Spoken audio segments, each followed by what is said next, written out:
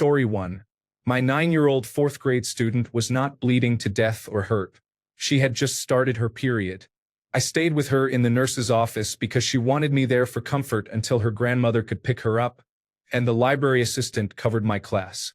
Then I had an even more difficult conversation when her grandmother arrived because I had unintentionally taken away the opportunity for her to have the womanhood talk with her granddaughter. Story 2. I work with children with Down syndrome, and the parents asked me when their child would grow out of Down syndrome. I had to explain that they would not. Story 3. I had to explain to my mother what double penetration means. We were playing the game Cards Against Humanity, and that phrase came up as a white card. When she first saw it, she said, "Oh, is that how I got pregnant with twins?" Story 4. I didn't have to really explain it too much, but last year I took the overnight shift with my dying sister. I woke abruptly to find she had passed in the hour or so I nodded off. After I checked for signs of life and was sure she had passed, I went to the next bedroom to wake her partner, who was catching up on proper sleep in an actual bed as she had been caring for her around the clock. Then I called my parents to tell them. The sound my dad made when they arrived and went into her body was one I have never heard before. When morning came, I told my partner and he came to get me, then drove me to my grandparents' house to tell them. They are in their 80s, which made it very tough. After that, I left them to drive to my younger sister to break the news to her. She has learning difficulties but has a good understanding. She reacted admirably, hugged me, and thanked me for being with our sister when she passed. Then we drove to pick up my 15-year-old daughter from a friend's sleepover. With the unexpected early pickup and me sitting in the back of the car to comfort her, I didn't even have to say anything. She told me she was sorry, and we just held hands and sobbed on the drive home. By midday, I felt pretty exhausted from delivering the news repeatedly to everyone who loved my big sister. She was 39 with stage 4 cancer, and we only had 8 weeks from diagnosis to her death. She was an incredibly amazing human. Story 5. I had to wake up my father, who had Alzheimer's disease at the time, in the middle of the night and explain to him that my mother had died in her sleep a few feet away. Story 6. Telling my mother that there was nothing they could do to help her. Her organs were shutting down, and hospice would do what they could to make her comfortable. Her reply, "You mean I am dying?" was the hardest thing to hear as well. Story 7. My dad had dementia at the age of 58 after having a brain hemorrhage.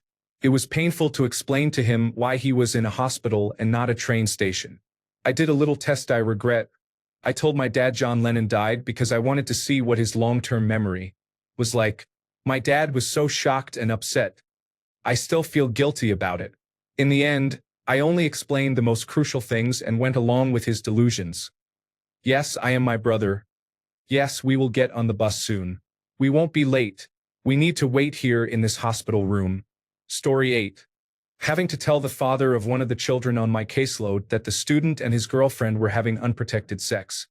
But the student had assured me I did not have to worry because his withdrawal method was reliable. They now have a child. Story 9. I had to explain to an 18-year-old man that the fluid that comes out of his penis is part of how babies are made. He was clueless. Story 10. When my mom first got Instagram, I explained what hashtags were. A bit later, she mentioned that several men she didn't know had followed her, and their profile pictures were of women's feet. I looked at her profile and saw she had posted a picture of her feet in a foot bath with the hashtags footbath and tired feet. I had to explain foot fetishes to my mom. Story 11. Watching a show with my mother-in-law the other day, and someone mentioned pegging. She asked me what that was. I'm not sure why I answered instead of telling her I didn't know. Story 12. Me. Reading a message. My friend just found out she is pregnant. Coworker. Good for her. Me, not really. She is only 19, and her boyfriend left as soon as she told him. Coworker. Oh, but how did she get pregnant if they are not married? Me. They had sex. Coworker. What do you mean by that? Me. Multiple attempts to explain without graphic detail. Coworker. You mean he laid on top of her? Me, yeah, let's go with that. In his defense, he was 22, raised in a very sheltered home, and had some type of undiagnosed autism. Story 13. When I was in high school, my mother made the comment that she felt bad for gay men because they could only experience sex by kissing. I had to explain to her. She truly thought I was joking at first. Traumatizing. Story 14. Explaining to a 70-something man that his younger sister did not seduce their father when she was a child, and that she was not a homewrecker for being involved with him into adolescence.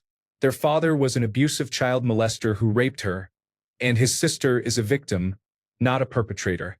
I explained this every session weekly for over 2 months. I thought he understood as we moved on to other topics for a few sessions. Then he mentioned his sister in passing and again referred to what she did to their family. He also disclosed that his own daughter was molested by her cousin at a young age, but since it happened only once and there was no penetration, the family felt it was not a big deal and not worth upsetting the family by excluding that cousin from events. This meant his daughter had to spend holidays with her molester for decades. I ended treatment with him after that. I could not set aside my feelings of utter disgust toward him and his views about women and sex. Story 15. Why they may want to consider using deodorant, given that they serve people food and drinks for a living. Story 16. Explaining what bacterial vaginosis was to my boyfriend. It sounds worse than it is and is a common infection for women, especially if they are sexually active. I should have just said I had a urinary tract infection. Story 17. In my job as a speech-language pathologist, I field questions like, when will my mom talk again? I strive to be as positive about stroke recovery as possible because there is significant prognostic optimism in the first year and beyond. However, I balance conversations with tempered expectations, considering the patient's language loss immediately after the stroke and following the acute rehabilitation phase. It is always challenging to have cautious but realistic conversations with families who expect full conversations within about 2 weeks post-stroke, when, in my experience, significant recovery is unlikely. Story 18. I had to tell the love of my life that I am out of treatment options and have been given less than 12 months by my oncologist. Story 19. My 9-year-old son came home from school and said, "I'll tickle your pickle for a nickel," which he heard on the bus. I had to explain what that meant. Story 20. Having to explain my disability to assessors in detail, with examples of how limited I am by it. The subsequent rounds of eventually successful appeals changed what was an unfortunate and painful experience into one I am not sure I can endure again. Story 21. Telling my teacher, whose first language was not English, why he should not call roosters cocks. Mostly because he refused to take it seriously at first, not understanding the gravity of what I was saying. This was years ago and I still remember it.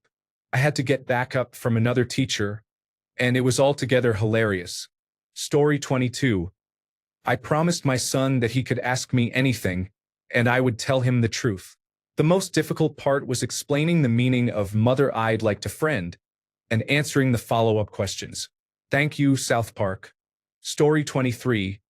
My ex-boyfriend's 7-year-old daughter asked me what happens when we die. He was not home, and I knew her mother was religious, and I am not. That was awkward to navigate. I hope I did an okay job, and I hope she is doing well now.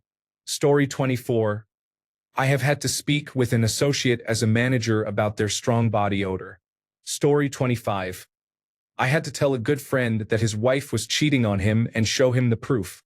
I loathed being the one to tell him, but I knew he would want to know. I called him about 3 days after seeing his wife with another man, being very handsy and making out in a bar.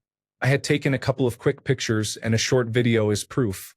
I asked him to come hang out because I needed to discuss something important in person. I wanted to be there if needed, rather than just talking over the phone. It went about as well as you would expect, and he was divorced a couple of months later. Thankfully, they did not have children yet, and because of the pictures and video, she did not take much of his belongings. Story 26. Not me, but my housemate had to explain Sonic original character pornography to the parent of a child they worked with after showing it to everyone else in the group. Story 27.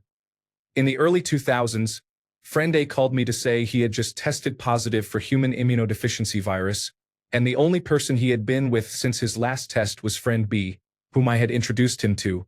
Asked me to call B to relay the news, And it quickly became clear that friend B was unaware that A was positive.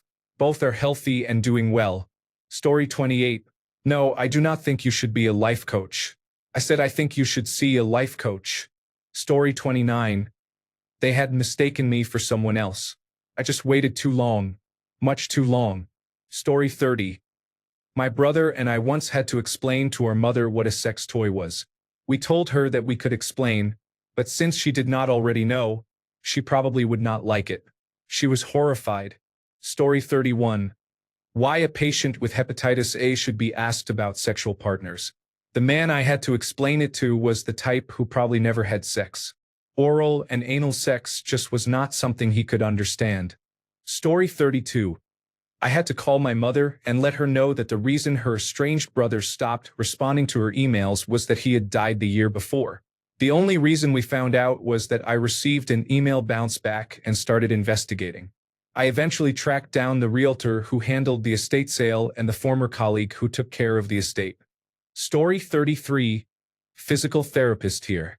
Having to explain to family that a loved one who has had a debilitating stroke and was previously walking independently will not just get up and walk. I have seen some amazing recovery, but no matter what, it will be slow and require a lot of work. Story 34. I have had to explain to many mothers, wives, and even grandmothers what a charge from OnlyFans was. That is really awkward. Story 35. Having to explain to people repeatedly that I am hard of hearing is frustrating. My hearing loss is actually fairly mild, to the point that ordinarily it is not noticeable and a hearing aid would not be necessary. However, I have quite severe auditory processing issues, to the point where I cannot understand someone unless they are facing me 80% of the time. In public spaces, I usually cannot understand them at all. I frequently get accused of not paying attention, and I have even had a few "Are you deaf?" comments. It is very uncomfortable to explain that yes, I am, which usually results in people apologizing and feeling equally uncomfortable. In worst-case scenarios, people become quite rude and dismissive when I explain exactly how my disability works. Comments I have received include, "Oh, so it is not real deafness? Can't you just concentrate harder?" And, "I am not going to coddle you every time I have to speak." This can be quite humiliating and isolating.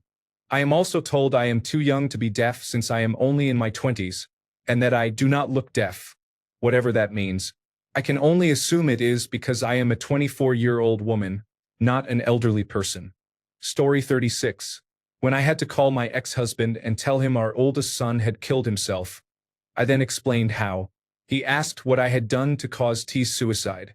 I recommended he reread the last text he had sent him and then ask me again once he had processed it. In his last communication with our son, he raged that T was a failure as a son and as a brother. My child's suicide note 2 days later stated, "I want my siblings to learn from my failure.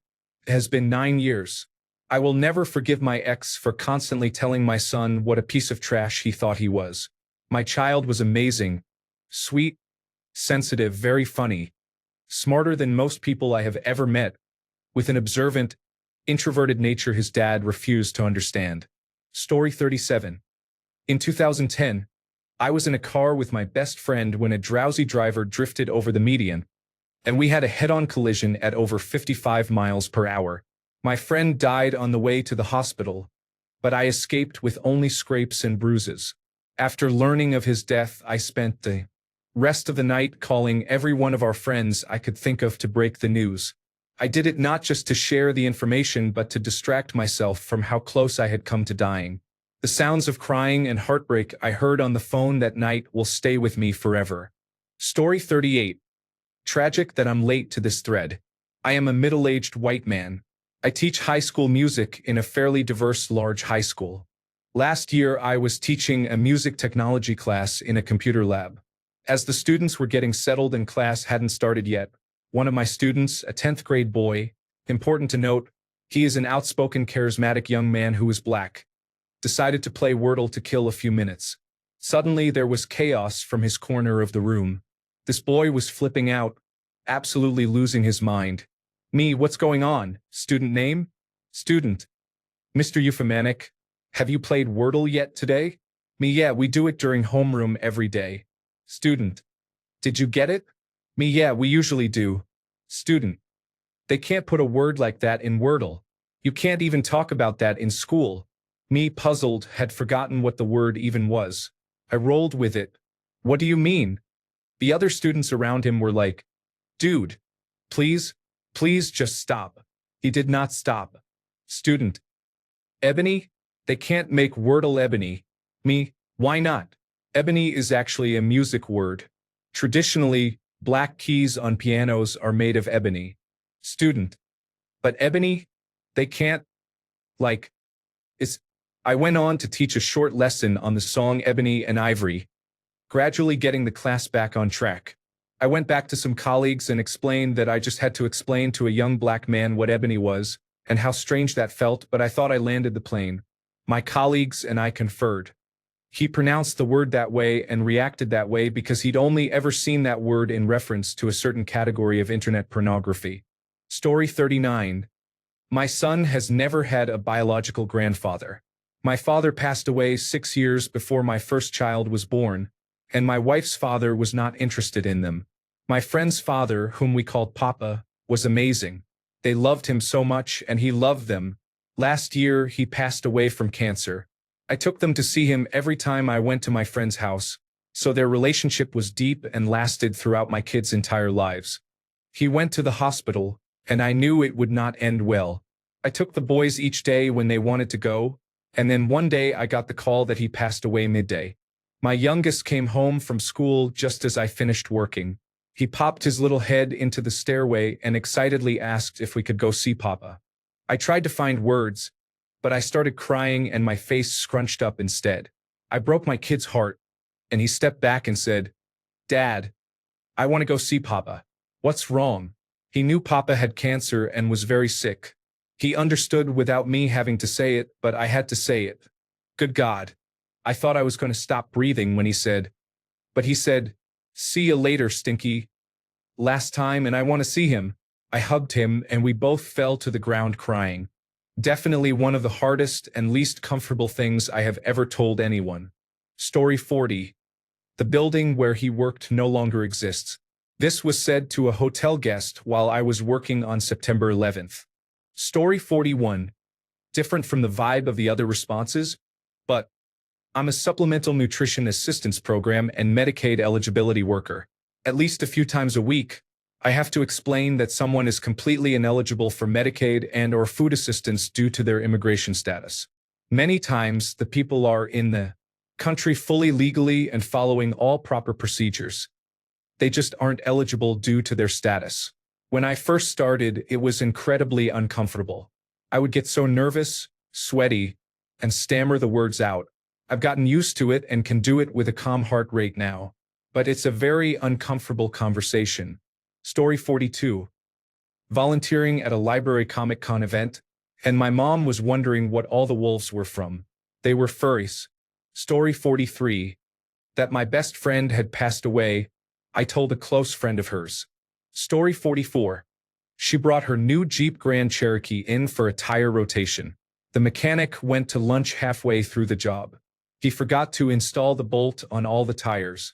I had to call the customer after the failed test drive. Story 45. I was instructed to take a female employee aside and address the issue of her offensive body odor.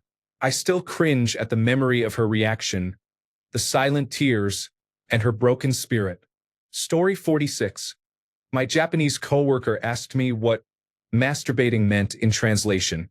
Story 47. Many of these are much worse than when my 12-year-old asked me why the number 69 is always funny. Story 48. My stepsister and my stepfather's ex-wife treated my mum terribly for many years and made her life very difficult. My stepfather saw his daughter as absolutely perfect in every way and still does to some extent. I told him that my mum would not have wanted her at her funeral, even though my stepsister had taken time off work for grief. I said I would tolerate her presence for his sake, but everyone who knew my mum understood the situation, and it would be very uncomfortable for everyone. Emotions might run high, and things could be said in the heat of the moment. He later agreed that it would be best for his daughter not to attend, to prevent anything upsetting her on the day of the funeral. Story 49. Informing parents that their child has been diagnosed with schizophrenia. Story 50. My sister suffered a traumatic brain injury about 7 years ago. She is in a vegetative state, and her condition has not improved over the years. My family keeps her comfortable at home. When I speak to people who know what happened or knew my sister before, they always ask how she is doing. Most of the time, this leads to questions about whether she has gotten any better. It never gets easier to explain that she has not and will not get better. Story 51. I was tutoring an 8-year-old that I had only known for a few weeks. He asked me what puberty means. I carefully explained, keeping in mind that his 4-year-old sister was listening. He kept asking questions as if my explanation did not make sense, because he claimed that it was a place and that his friend went there yesterday. After a long, confusing conversation, it turned out he meant library. Story 52. A patient was rushed into the operating room because he had a toy lodged deeply in an area not meant for such objects. I believe a sex worker was involved. He was very sick and septic due to a perforated bowel from trying to remove the object. If you are ever in a similar situation, please do not use kitchen tongs to retrieve a lost item. His 2 adult daughters rushed in demanding an explanation for their father's condition. Patient privacy is very important, so we did not disclose details, but they were very insistent. That night tested my composure. It was very uncomfortable. I said, "No, ma'am, I cannot explain further. Yes, you will have to discuss this with your father when he is out of surgery. I understand it is very frustrating. Yes, you may contact my supervisor. Her name is..." Story 53. I had to explain to an overenthusiastic new father who was telling everyone that having children is the best thing in the world and had been asking me several times why I did not have children, that sometimes people cannot have children and he needs to take the polite hints. Story 54. I had to explain to my cousin that my father had not died of his brain cancer, but of the coronavirus disease 2019 that she gave him when she visited him. Story 55. I had to explain to every family member and guest invited to our baby shower a few days earlier that there would no longer be a baby shower and that we were no longer expecting a baby. I also had to inform all my coworkers with a generic email that we were no longer expecting a baby. For the previous 10 weeks, I had lived with the knowledge that things were not going well but did not know what was wrong or whether the baby would be lost. Story 56. I had to tell my father that my mother, his wife of 57 years, had died 2 weeks earlier. My father had brain surgery, and the doctors told me the shock would be fatal if he found out immediately. I essentially had to lie to him whenever he asked about my mother. Story 57. Working as a caseworker. I had to explain to a 7-year-old girl in foster care that her adoptive family had changed their minds. The family did not even show up for the conversation. She had already been living with them. I hugged her as she cried. She found her forever family a year later, so there was a happy ending for her. Story 58. Cunnilingus. Way back, my then-girlfriend's mother asked me what it was after reading the word in a magazine. I nervously explained it to her.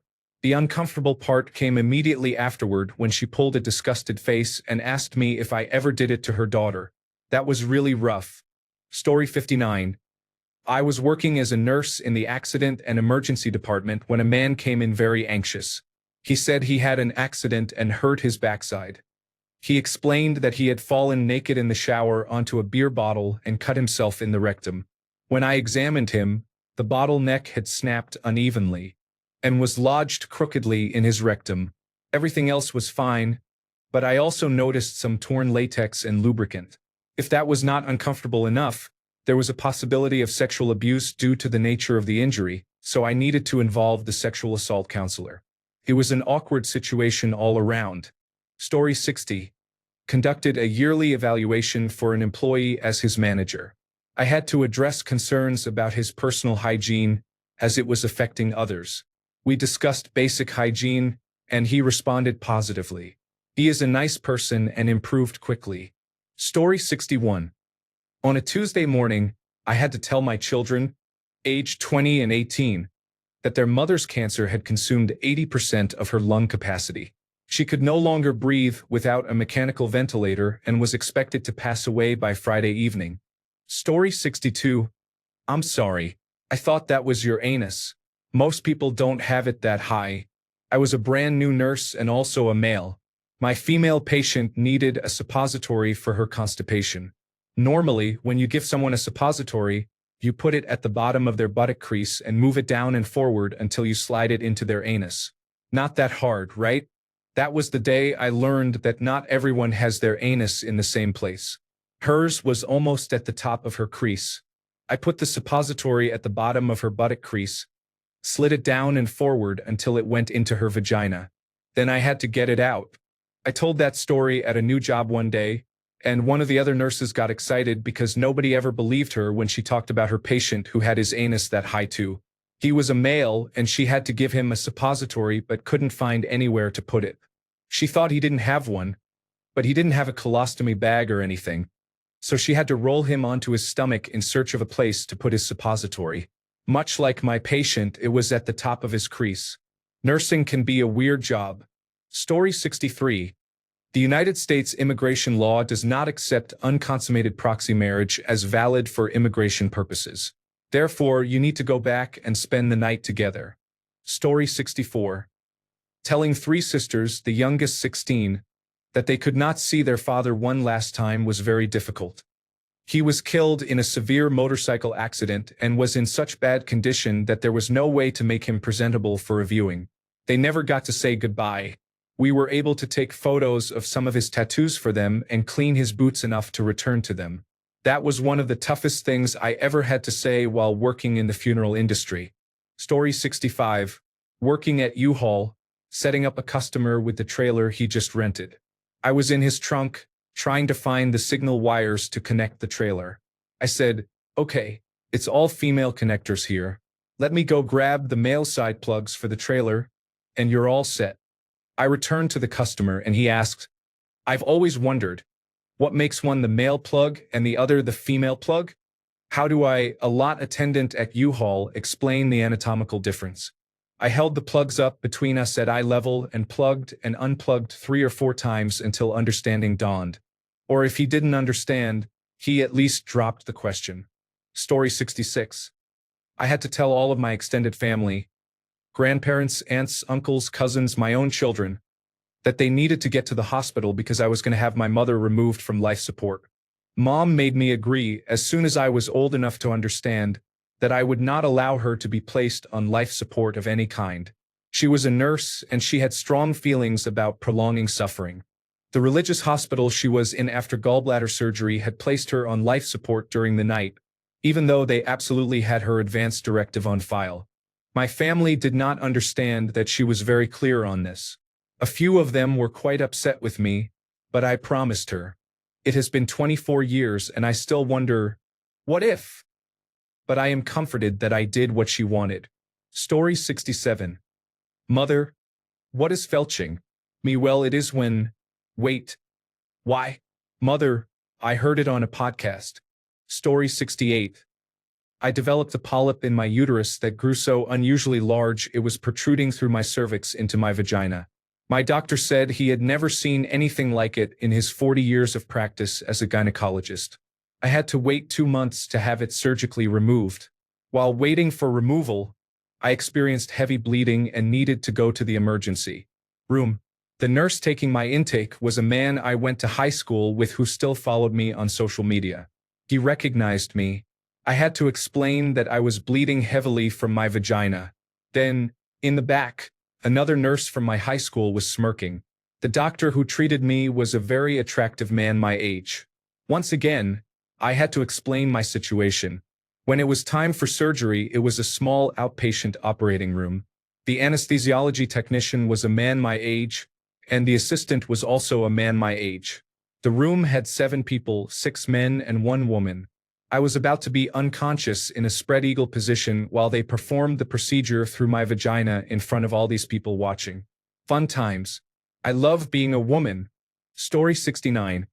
I had to explain to my wife, Karen, what a Karen was, referring to the name being mentioned on several news programs in a short time. It was like explaining the birds and the bees to your children. Her reaction was, "I am going to sue the internet." Story 70. I am a teacher who tried to be an administrator for a few years. One day, after lunch, all the vice principals had to take a misbehaving student and process their suspension because it had been a very busy day and the assistant principal of discipline was backed up. I had to explain to this father why his son was being suspended. The father was in his painting gear, and my call obviously took him away from a job. The father was polite and explained that he did not speak much English. I speak very little Spanish, but I tried my best to help. I had to explain that his son was being suspended for inappropriate behavior during physical education. Su niño puso algo en la boca de otro estudiante. ¿En la boca? Yes, I am sorry. No, I am sorry. He turned very red. So awkward. Story 71. Several years ago, my boss asked why no one had signed up for our work's team-run event for breast cancer awareness. Her mother had breast cancer, so she took it very personally. The entry fee was around $30 or $40, and there were booths for food and merchandise.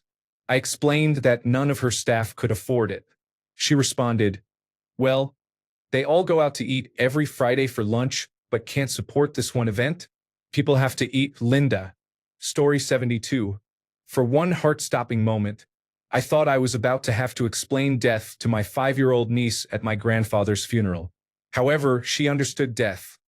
She just did not know what cremation was. At Grandma Tina's funeral, we could still see her. Grandma Tina was from my sister-in-law's side and had an open casket, but my grandfather was cremated. I quietly explained that some people are buried like Grandma Tina, and some people are cremated and put in urns, showing her the urn. Luckily, she did not ask too many questions once she understood where Grandpa was. Story 73. I, a girl, worked at a small pizza restaurant in high school and grew up in a relatively small town in northern Nevada. One of my coworkers was 2 grades below me and grew up Mormon. For some reason, he felt very comfortable asking me all sorts of life questions. The most awkward was when he cautiously asked about sex or sexual topics, like what fellatio means. I definitely explained a lot more to him than what would be considered average high school conversation. Story 74. My friend was in a different state at the time. I had to call him and tell him his ex-wife, whose family he was still close with, had been murdered, beaten to death and left in a dumpster. It was not really a phone conversation, but I had to make do. Story 75. I have had to explain to people that they tested positive for human immunodeficiency virus, many of whom did not know what human immunodeficiency virus is. I have had to explain what human immunodeficiency virus is, how you can get it, how you can spread it to other people, prevention methods, and what next steps they should take. The same applies to other diseases like syphilis and hepatitis B and C. Story 76. I recently had to explain to a patient that because they refused chemotherapy the prior year, their cancer is now metastatic, and their only option is chemotherapy, which probably will not work long-term. Story 77. For some reason, I decided to play the Call of Duty mission No Russian in front of my grandmother.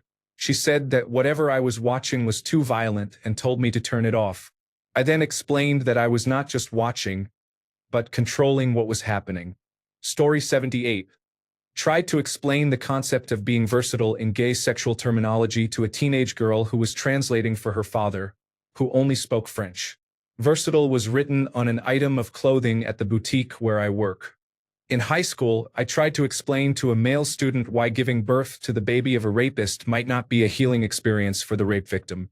It has been 20 years, and I am still shocked by his perspective, which I know is shared by many people. Story 79. I had to call my now former mother-in-law at the bar to tell her that her father had a heart attack and died in front of her 15-year-old son. Story 80. I had to tell my husband that his former wife died.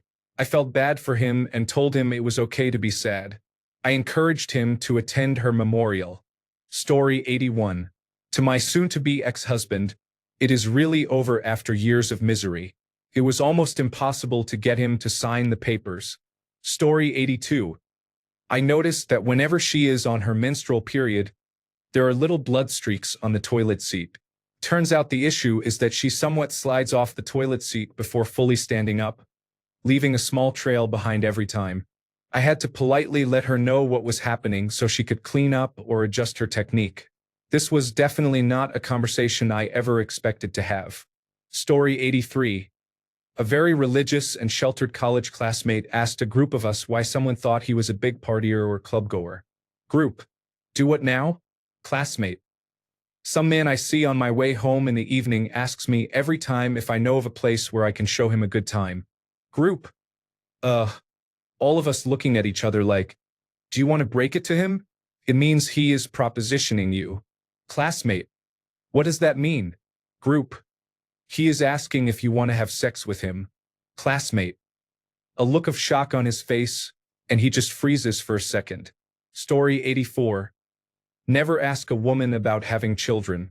You never know what someone is going through. 1 minute, everybody is laughing. The next minute, you kill the mood and someone is crying. Even if it is just that she does not want to, it will be awkward. Story 85. I had to tell my grandparents that my mother, their daughter, died.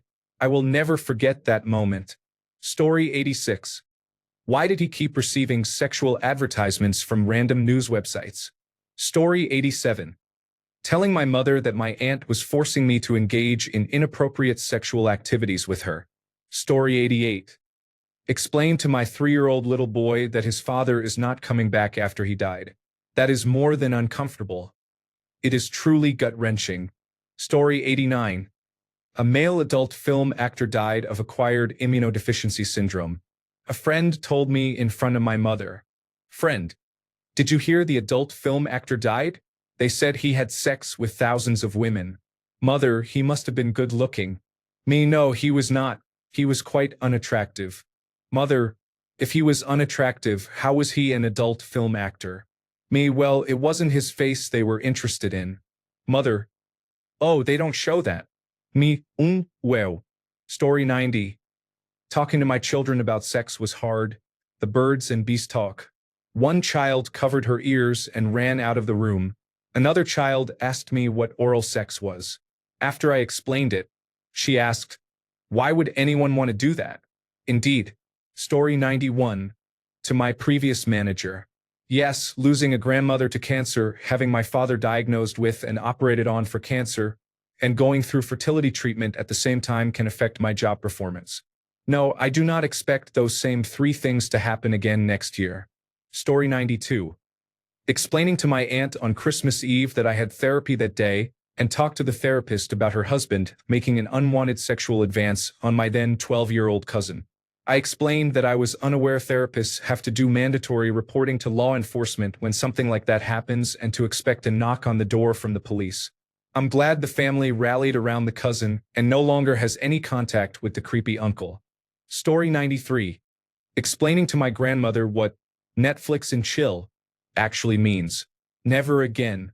Story 94. Explaining to my grandmother what Netflix and chill actually means.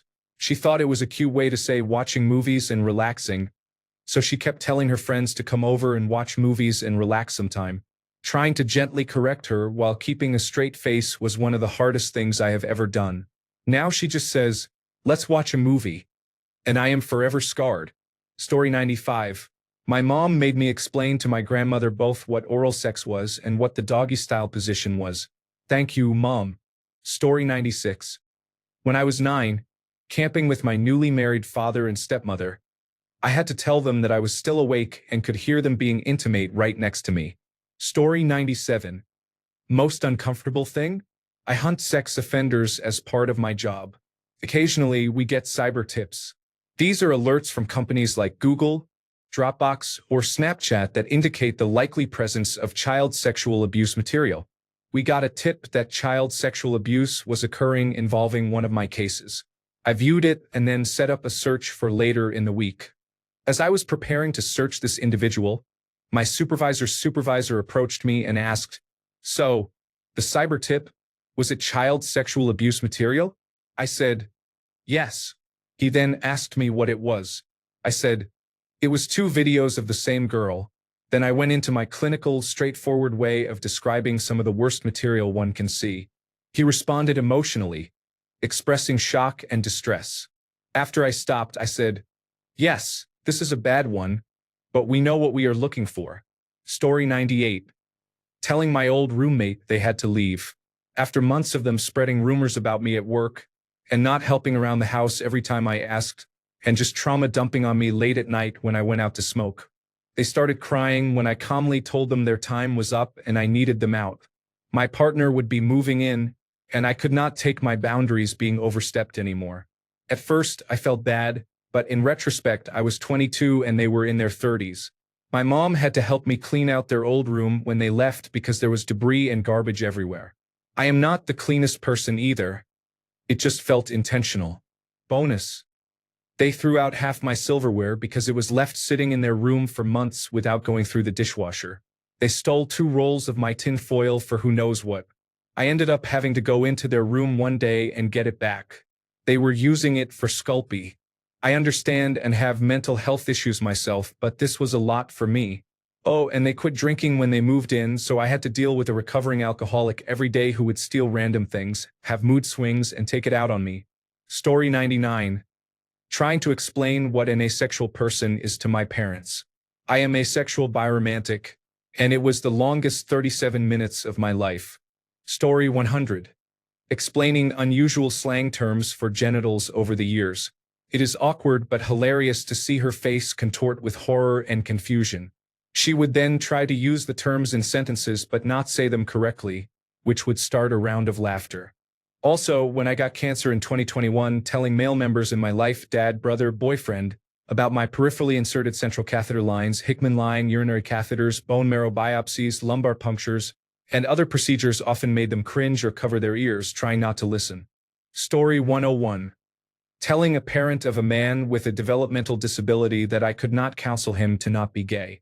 Story 102. They sent me, a 23-year-old man at the time, to talk to an older woman who had urinated on herself at a slot machine in a casino to ask if she needed a diaper or a change of pants. They should have sent another woman, please. Story 103. You are not less of a man because you are crying from dealing with your abusive relationship. Story 104. I am a librarian. I once had an elderly customer who was hard of hearing call asking for the symptoms and results for several sexually transmitted infections. We answered phones at our reference desk in the middle of the library back then, and I had to raise my voice to provide the answers repeatedly. It was difficult. Story 105. Quietly letting my 6th grade teacher know that she was about to read the section about masturbation from the Diary of Anne Frank aloud to our class. She had forgotten about it and was horrified. I was equally horrified at age 11 and did not want the secondhand embarrassment, as I am very sensitive. Explaining the autopsy results from my father-in-law's death to my mother-in-law. It was a very sudden, unexpected death, and she wanted to know if there were additional medical issues beyond the heart attack he had, as there had been conflicting reports from several doctors over the years. Explaining the term to my husband, who asked what it meant in front of the teenagers. He immediately made up a song after I told him and sang it loudly in the car, much to their embarrassment. Story 106. I had to explain to my emotionally volatile father that I had tried to take my own life and needed him to drive me to the hospital. It was almost 10 years ago, and I am doing much better now. Story 107. Waking my then 9-year-old son to explain to him that his mother was dead. Story 108. Having to call family members to inform them that my sister passed away, just 10 days after our baby sister had passed away. Some had been back home less than a week. Story 109. I made phone calls to my uncles to tell them their brother had died in a traffic accident. A few days before, he had retired after teaching his entire life. He had big plans. Story 110. I once had to explain to 2 teenage boys that just because they cannot get someone pregnant does not mean they should not use condoms. Story 111. To my children, I have cancer. 10 years later, your stepfather has amyotrophic lateral sclerosis. Story 112. I had to tell a woman who was a surgeon that she smelled terrible and asked her to please wear deodorant to my fitness class. People were complaining that they would not be able to come back because the smell was unbelievably overwhelming and horrible. It was extremely uncomfortable. Story 113. I had to explain to my boys that Daddy was not coming home. My boys and I had just gotten home when I heard a knock on the door. It was the police. I had been trying to call my late husband for hours, and it was very unusual that he had not responded. They asked me to send the kids to their room and then told me that my husband had died that day. I called my boys out, and the police officer helped me explain that Daddy had died and he was not coming home. The boys were 5 and 7 at the time. I also had to explain what I knew to his mother when the police told her. It was the most uncomfortable and awful thing I have ever had to do. Story 114. My family are nudists. I grew up that way. It is not weird to me, but I know the world thinks it is weird. When we get the mail and other things, we are dressed and we keep robes, shorts, and towels by the door in case someone has to answer it. I was in the garage for literally 1 minute getting paper towels, and the garage door was open just when the neighbor walked up to get the mail. He did not know we were nudists. Just bad timing. Story 115. Making a house call to a patient who did not physically need one, to sit down with her and her husband to discuss the results of her computed tomography scan, which revealed a large pelvic mass likely indicating advanced stage ovarian cancer. Story 116. Many people were concerned about the large tumors some of the mice and hamsters had. They were testicles. Explain that the large piece of dried beef you just gave a deep investigative sniff to make sure it was not smelly, is actually made from bull penis, so it does not smell the same as rawhide. Story 117. I work with teenagers frequently. One girl was listening to Rihanna and asked what S&M was. Before I started to explain, she said, "I think I know." I asked, "What do you think?" She said, "Sex and money." Story 118. I had to explain to someone that when you neuter your dog, he still has a penis. Story 119. I once had to explain the plot of Space Jam to someone who did not know what it was. Halfway through describing it, you feel like a crazy person and begin to doubt that this fever dream of a film actually exists. This was before the sequel came out, which helped a bit. Story 120. That my 13-year-old cousin had been raped and not been made love with. He was 45. Story 121. Explaining to a woman in her 30s who was trying to get pregnant that she should wipe from front to back, not back to front, and that is probably why she kept getting infections. Story 122. I worked in a law office as a technology specialist during college. One of the lawyers had an obvious drug problem. He worked on commission-selling contract services, and the firm had not been paying him his commissions, so he was struggling. The management was planning to fire him and report his drug problem to the state bar, but this was a cover to avoid paying the money they owed him. Despite his problems, he was a good person with a family. I thought he would need to pass a drug test when they reported him, so I wanted to warn him. I had to tell him he was going to lose his job, be cheated out of his commissions, and be reported to the state bar. I also had to inform him that everyone knew about his drug habit. His wife had told him she wanted a divorce less than a week earlier, and he was worried she would not let him see his daughter. It was not a good day. Story 123. On the daily, your loved one's disease process is going to end their life. That is going to look like ____________. This is what we can do. You will get through this and we will help you. A hospice registered nurse. Thanks a bunch for sticking around till the end of the video. Remember to subscribe, and until next time, stay awesome and goodbye.